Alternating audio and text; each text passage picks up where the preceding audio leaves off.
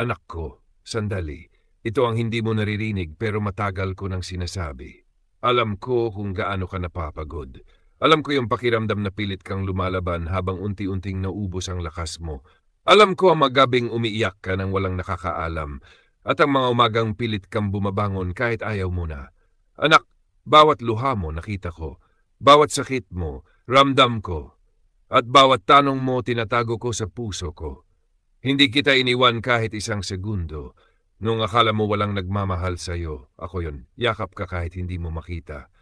Nung pakiramdam mo walang nakikinig, ako yon. Tahimik na sinasagot ang dasal mong hindi mo na masabi.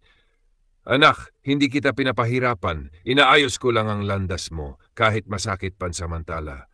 Hindi ko sinasara ang pinto, tinuturo ko lang ang tamang landas para sa'yo. Gusto kong malaman mo to. Hindi sayang ang mga luha mo. Hindi sayang ang mga paghihintay mo. At hindi sayang ang puso mong marunong magmahal kahit nasasaktan.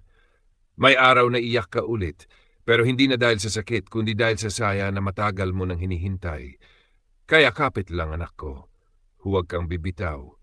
Sa mundong paulit-ulit kang sinasaktan, ako ang hindi ka iwan.